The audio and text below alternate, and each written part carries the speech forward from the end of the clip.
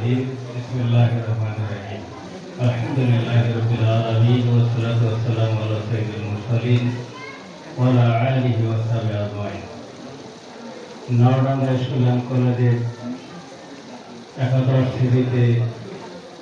শ্রেণীর ছাত্রছাত্রীদের আজকের এই নবীনকরণ অনুষ্ঠানে উপস্থিত সম্মানিত সভাপতি, অতিথিবৃন্দ, শিক্ষক শিক্ষিকাবৃন্দ, আমার সামনে ছাত্রছাত্রী ভাই বোনেরা, সকলের প্রতি সালাম, আসসালামু আলাইকুম ওয়া রাহমাতুল্লাহ। হিন্দুদের প্রতি আদাব ও শুভেচ্ছা।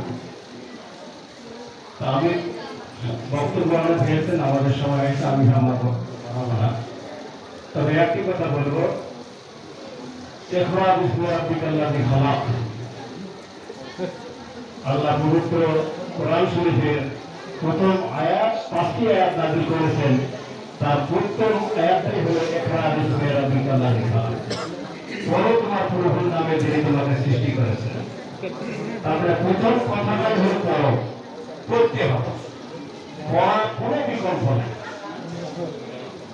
তোমরা নতুন ক্লাসে এসএসসি পাস করার পরে একাদশ শ্রেণীতে ভর্তি হয়েছ, তোমাদের ক্লাস শুরু হবে হয়তো রবিবার থেকে, কিন্তু দেখা যায় ছাত্রছাত্রীরা ক্লাস ঠিক মতো করে না।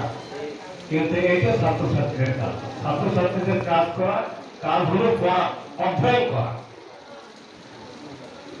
অধ্যয়ন, ছাত্রানাম অধ্যয়নাম তপ, ছাত্রদের কর্তব্য হলো, তপস্যাই হলো অধ্যয়ন করা। তো অধ্যয়ন না করলে তো কিছু শিখতে পারবে না। আর অধ্যয়ন করলে ভালো রেজাল্ট করতে পারবে, ভালো ভালো পদে আসীন হতে পারবে। তবে একটা জিনিস আমি বলি, সেটা হলো যে লেখাপড়া করে সবাই চাকরি করবে এমনটা না, বড় বড় পদে যাবে এমনটাও না।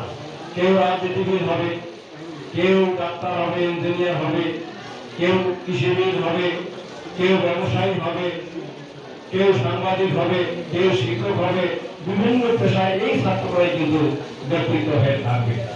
তবে একটি কথা, সেটা হলো যে ভালো ছাত্র ছাত্রী হওয়ার যেমন আবশ্যক, তার চেয়ে বেশি আবশ্যক হলো, প্রয়োজন হলো সততা অর্জন করা। সততা, ন্যায়পরায়ণতা, সৎ হিসাবে জীবনযাপন করা। তুমি যে সেক্টরে থাকো না কেন, সততার সঙ্গে যদি তোমার দায়িত্ব পালন করো, এটাই হলো তোমার দেশ প্রেম।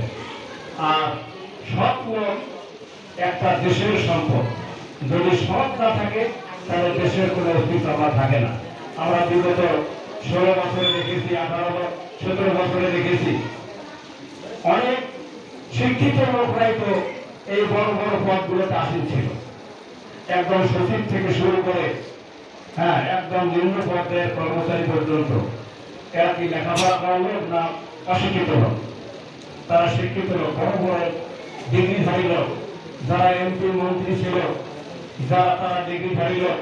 কিন্তু এই লোকগুলা শিক্ষিত, দক্ষ, কিন্তু একটা জিনিস তাদের মধ্যে অনুভূতি ছিল, সেটা হলো সততা। সততা না থাকার কারণে তারা কি করেছে, দেশের সম্পদ অবলীলায় লুণ্ঠন করেছে, হাইজ্যাক করেছে, চুরি করেছে। যারা ব্যবসায়ী ছিল, অসৎ ব্যবসায়ী, তারা ব্যবসার নামে এদেশের মানুষের পকেট বেড়ে গিয়েছে।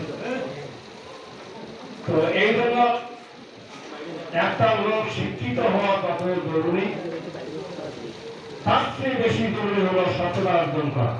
সততা হলো সবচেয়ে বড় গুণ। এই জন্য আমি আশা করব যে তোমরা এই সৎভাবে জীবনযাপন করবে এবং সততার মধ্যে লালিত হয়ে সৎ নাগরিক হিসেবে তোমরা দেশের সেবা করবে, এই উদাত্ত আহ্বান। এবং তোমাদের সকলের আগামী দিনের পথ চলা সুষম হোক, সুন্দর হোক, তোমাদের ভবিষ্যৎ উজ্জ্বল হোক, এই কামনা করেই আমি আমার কথা শেষ করছি। আসসালামু আলাইকুম।